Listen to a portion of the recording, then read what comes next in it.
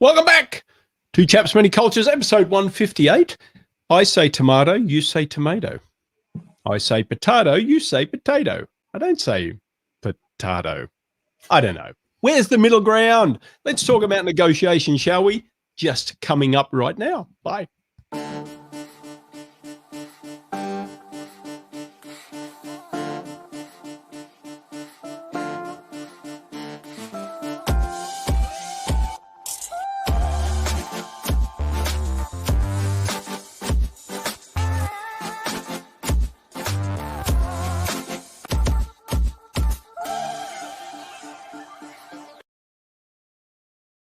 Yes, we're back. It's spuds, isn't it? Spuds for potatoes. Yes, yep.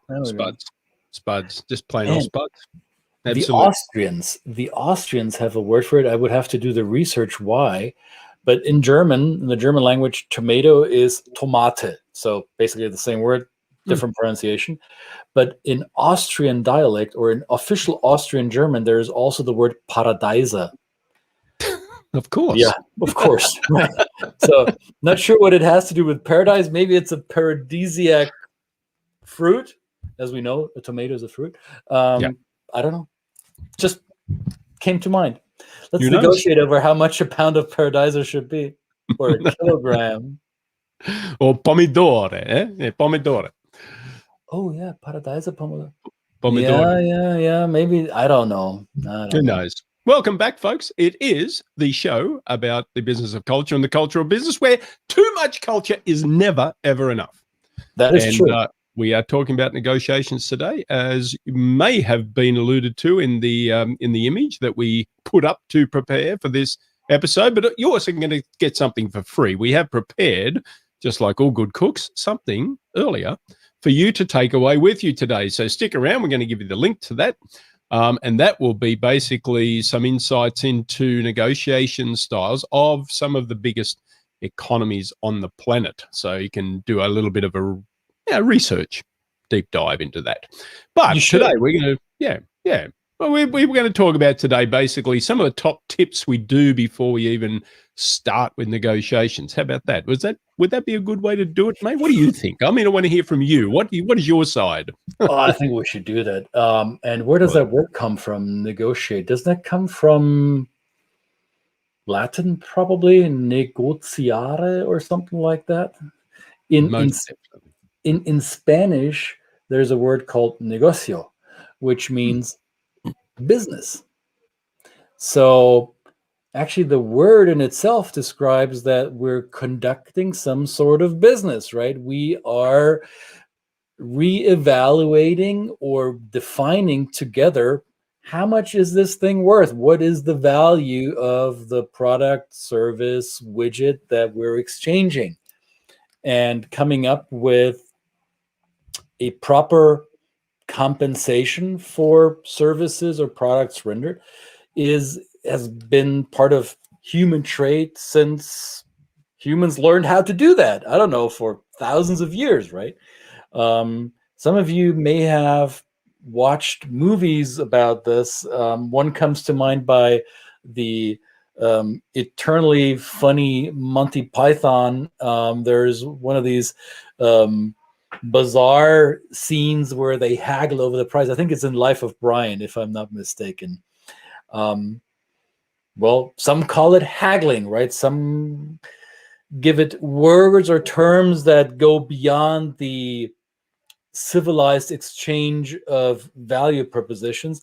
Haggling is more this, well, I'll give you this. No, you give me that. And how much is possible? Oh, all this is possible. Oh, you got to ask for this. And oh.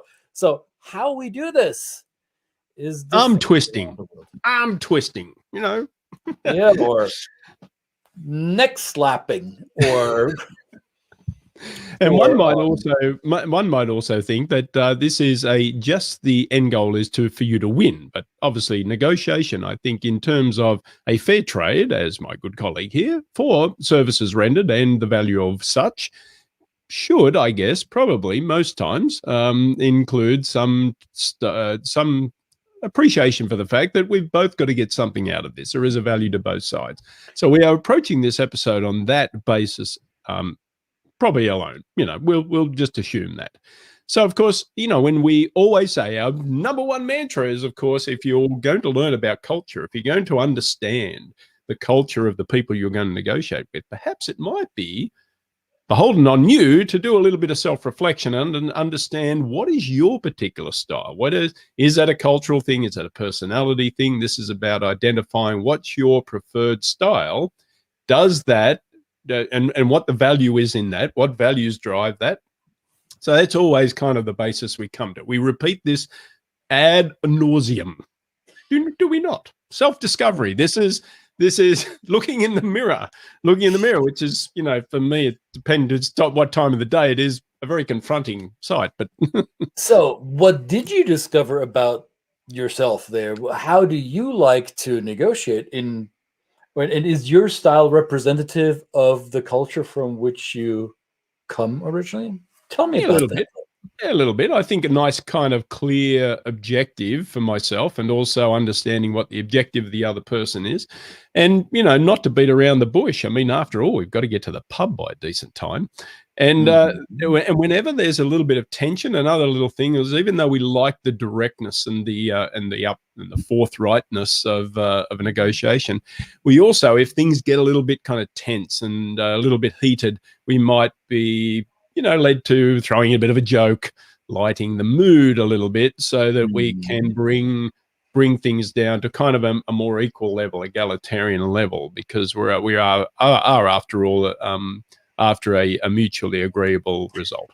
Now, much of English language sales examples that the rest of the world is exposed to would tell us that, if you're selling something or if you're putting something to market, you've got to illuminate that from all possible angles in the best light. You position it well, and you beat the drum like crazy, and you hype up that beast.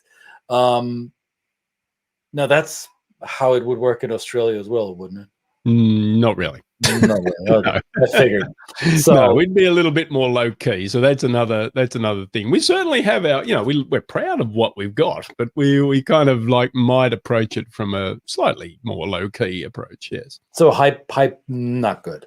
Not good. No. We don't go. If you're going to come and sell us something, telling us how good you are and how good it is simply out of the gate is probably not the best approach. Yeah. Okay. So as you can see here, scrolling along the screen here, no, the other direction, this way. Gosh, this way. We're curious, where you're watching this, and how do you prefer your negotiations to go in that part of the world that you're from? So let us know whether you're watching this live or via the recording. Doesn't really matter.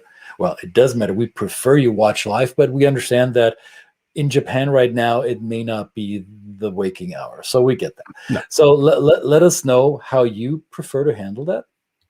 And send us your questions, your ideas, your comments around this. So now we've done self-discovery, Brett. So now we know ideally how we would like to negotiate. Or do I? Have I thought about this? Yes. Yeah, I have a little bit. And I found that in agreement with you, the hype doesn't work for me either. And I want it to be serious. So the pub, sure, it may be a promising goal after the negotiation, but for me, the ink needs to be on the paper. There needs to be the agreement. I think for me, what I want to see in the negotiation is that both sides want to come to an agreement, that there is the willingness on whoever's involved in the negotiation to come to a conclusion, ergo dare I say, compromise. That is something that I would like to see. That's in my self-discovery. Well, there you go. And see, what we've just gone through the process is we've learned about each other's particular style. And that is the next step, perhaps. Then you engage with the person, and it may be we're culture guys, so we can kind of talk to each other like this, and we can say, tell me, what is your preferred style of negotiation? And we may start that conversation, but I guess if you throw that out there to your counterpart, they're going to go, what the hell's that got to do with it? We're just here to buy something or sell something. So it is then up to you. If you're thinking about it through a cultural lens, perhaps you can actually do a little bit of research. And what we're offering you today in our little free giveaway in the link, that will give you some insights into the preferred style of some, as I mentioned before, some of the largest economies in the world. Just some short, well-written, well-formulated thoughts by my wonderful colleague here about those particular cultures. And they will give you the starting point to say, oh, okay, interesting. So now I see that there may be a difference. There may be a gap between what my style, what my expectations are, what the style and the expectations are of my counterpart. So that doing that beforehand is kind of leading you down the path of discovery in the way that you can say, right, now do I then how do I change my expectations? What are the different, how do I set my goals? All these kind of things in terms of going into the negotiation. And we would proffer that this is actually a respectful way to approach it, right, in terms of your counterpart as well. And there's some cultural dimensions that play into this. We were naming a few here. So for those of you who are watching this for the first time, cultural dimensions, don't get hung up on the terminology. There's some clear behavioral commonalities in certain cultural group that are measurable and somewhat predictable. And we want to look at how does the culture you're negotiating with, how do they prefer to communicate? Is that a very literal, very low context, direct form of communication, maybe even a bit confrontational at times when it comes to the contentious pieces of negotiating a price and the value? Are there big gaps in between status and hierarchy in the organization or in the culture that you're dealing with? Or is everybody mates, or everybody about the same peer level, and it's not detectable who's got more power and influence? That plays into it.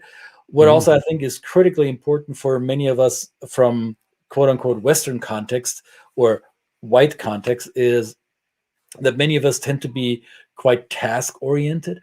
And when negotiating with cultures that place a strong importance or value on relationship building, we fall on our faces when we negotiate, because we enter the conversation with the task of the negotiation without having even spent an iota of time and energy on building a relationship with that other party. And that could easily derail your negotiation. So a word of caution right there. Absolutely. And just a point about the hierarchy, in some cultures, your relationship and the hierarchy between you and a supplier might be reversed. And in depending on what that, an interesting point would be a dealership network for a company that I once worked with, where they sold their products through a dealership network, and the dealership and the principal in one country, the principal of the manufacturer was actually higher on the totem pole, and basically the dealer became, subservient to the principal. In another country altogether, same company, same brand, those roles were reversed. The dealer had the power. The dealer had the negotiation, was the senior person in the, and then of course the supplier had to be subservient in terms of serving the dealer, because the dealer was the customer facing. So that's just, it can be reversed depending on the country you're in. Yeah. Yes, it can be. And what it boils down to eventually is, how do you create a mutual level of trust that all the sides that are involved in the negotiation are comfortable with? It doesn't have to be that level of trust that you would entrust somebody with your life or with your physical safety in that situation, but you want to have enough trust with that person to believe the claims they make about the product, the service, the idea, and you want to believe that they are in a decision-making position to issue the funds that are required to conclude the deal, or that they can, or that they have the authority to push the deal that you hash out, that they have the authority to push that deal through their levels of hierarchy or the rest of their organization on their side, right? So do they have agency? Basically, that how do you know you can trust that? So a lot of it boils down to that, and trust is a very complex interpersonal concept, abstract concept in a way, where a lot of these factors, these cultural dimensions play into. And how do we know that we trust, or how do we sense that somebody else is trusting us? That can be a tricky constellation. Yeah. Example the other day of using the word integrity, the English word integrity, in terms of asking a group of people in a particular culture I was working with about their idea of integrity, and I did a translation into this language. Basically, you know, obviously it was Polish, and they'll just give it up. It was Polish. I did the translation of which I thought it was. But then I was confronted with this group pushing back at me fairly strongly and saying, you do know that there's about 10 different 10 different translations of the word integrity in our language, right? Integralność is only one of them. And the others have varying degrees, whether it's a spiritual integrity, whether it's a factual integrity. It was a very, very interesting conversation. So just coming into it from that single, but you know, without having that wider context, was a pretty big learning curve for me. And we weren't in a negotiation; we were just doing a training. It was an interesting conversation. Well, unless both sides know what we're talking about, if we're not agreeing on the terms, basically, right? Yeah, yeah. If the terms and conditions, the TNC, if we can't agree on those, or if we're not 100% clear of what they mean for each other, then our negotiations are bound to fail, right? So do your research. Do your research. And the other thing about that lesson is that this was a team of people, right? This was a team of people I was working with. I'm on one side. These are all Polish speakers, and they have their team of people, and all of them had their different ideas of what it was. So basically, the idea then that could be translated in, if you're probably not going into negotiations alone. You're probably taking a team of people that have different perspectives and ideas, or they have different functionalities in your organization. You're taking them to the negotiation for them to play a part in an effective information gathering or giving exercise. So if you've got, and this was very, this happened to me very, very impactfully in China, where I took a colleague of mine to China, and I'd been to China before. I had kind of learned about the communication style. I had experienced it. It was kind of, to me, it wasn't second nature, but it was something I was used to. And I took a colleague of mine who said, "Oh, let me come. This would be fun. You seem to have had some success. I'd like to come along." And they came along with me. And then in the middle of a negotiation, had kind of a different idea on how that negotiation should go. It was basically something that removed the respect for face and Myeonzi and Guanxi, all of those went out the window for this person who had never been to China before.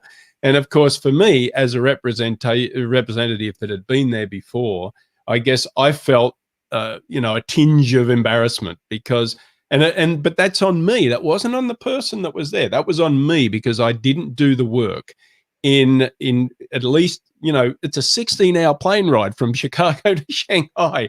Plenty of time and plenty of opportunity to sit there and pass on some of this knowledge and experience that I'd had before.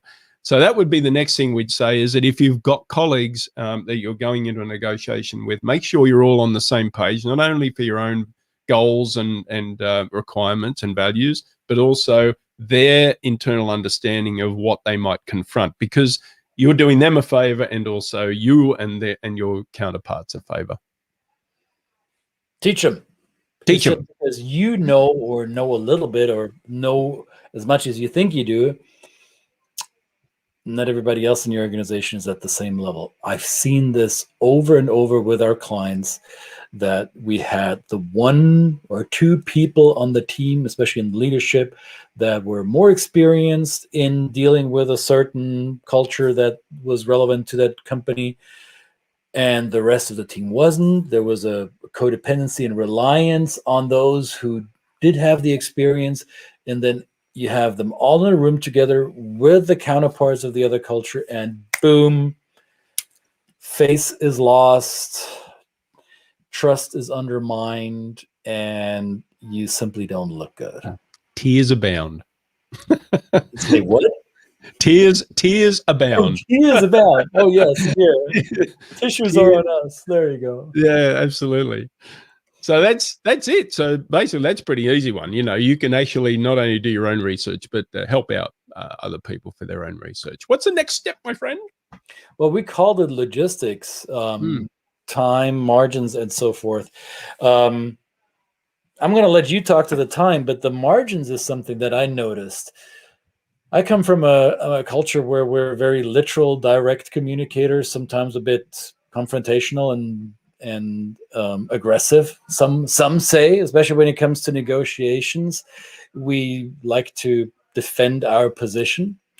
Yet we defend our position with a small, narrow margin. So let's assume we're talking about a product that overall average market value is, let's say, 500,000 units of money in your environment.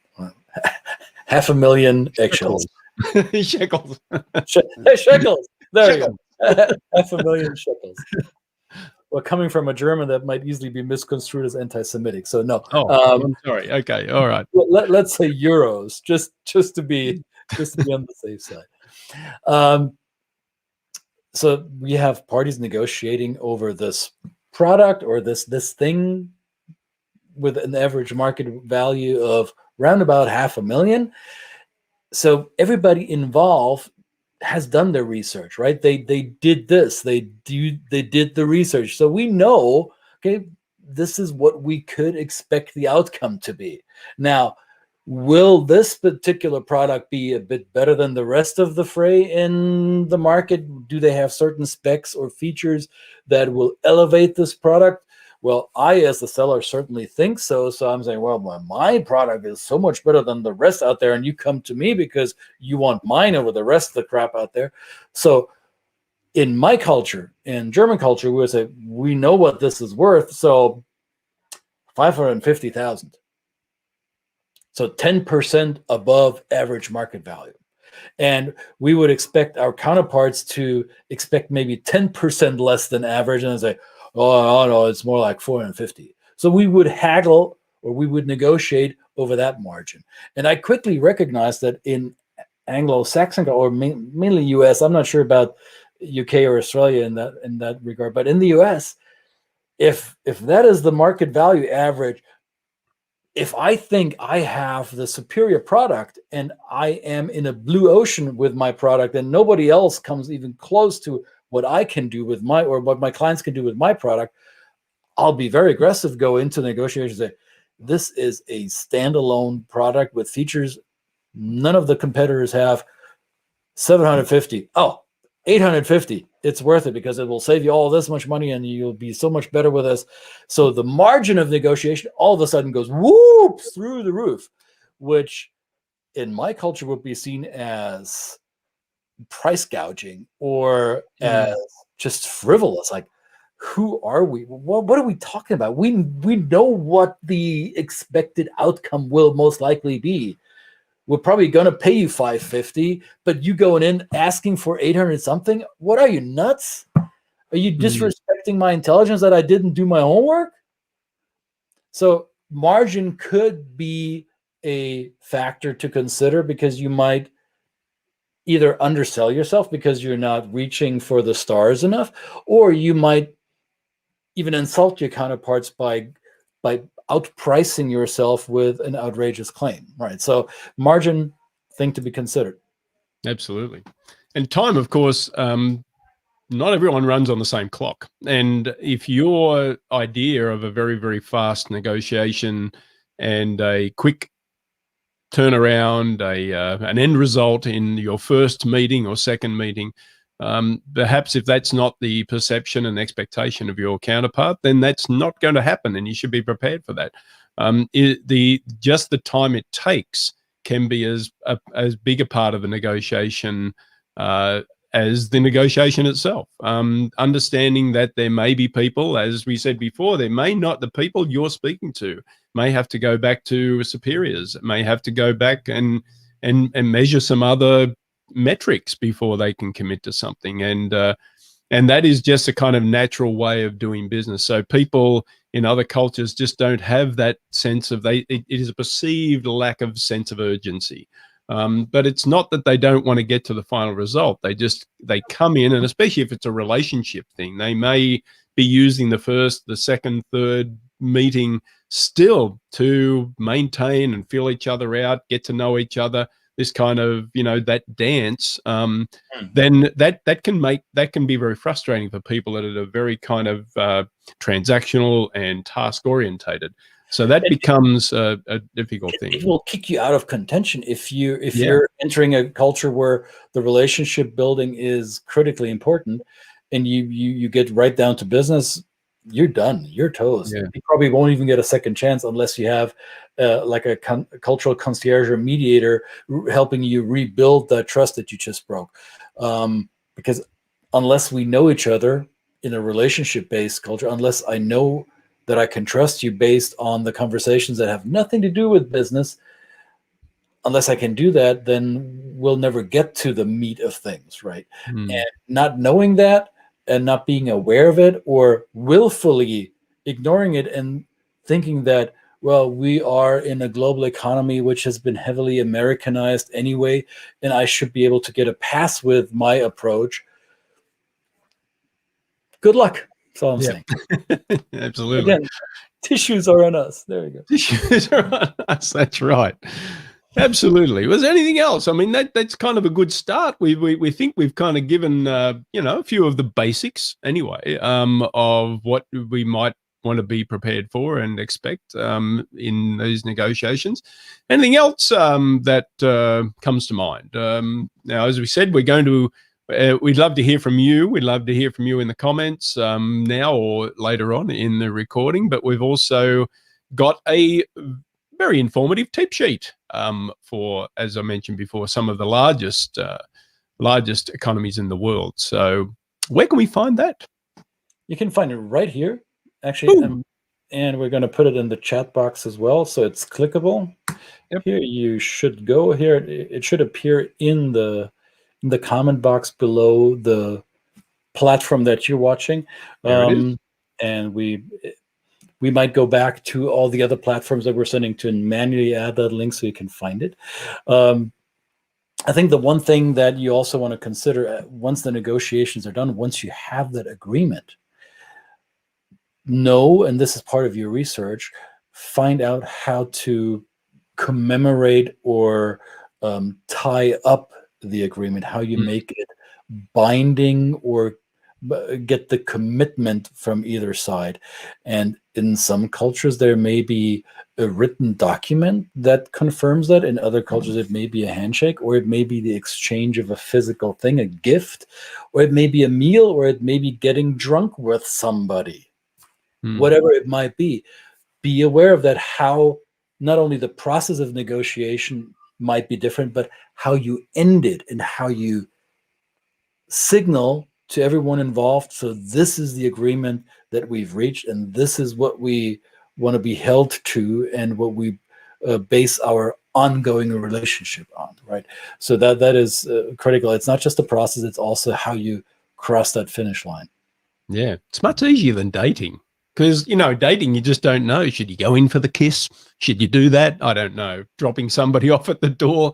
That's more difficult than that. Information is hard. That's a personality thing. But this is business, people. And we can there's lots of information out there that you can find out about your dance partner in this case.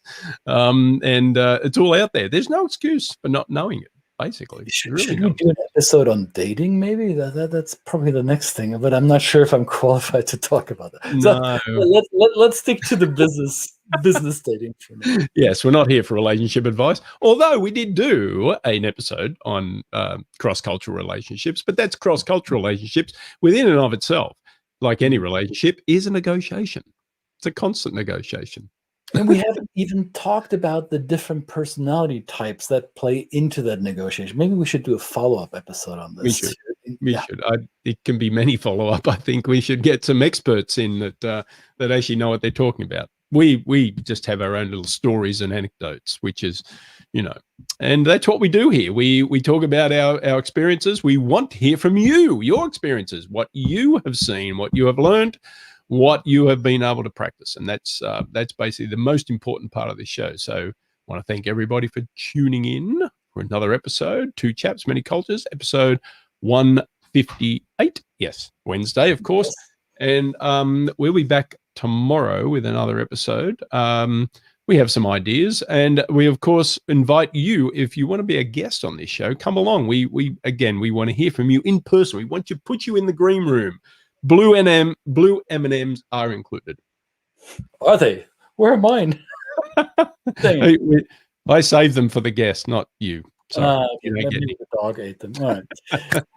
Thank you, everybody. Two Chaps, Many Cultures, episode 158. We're out for now. See you again tomorrow. See you guys. Bye.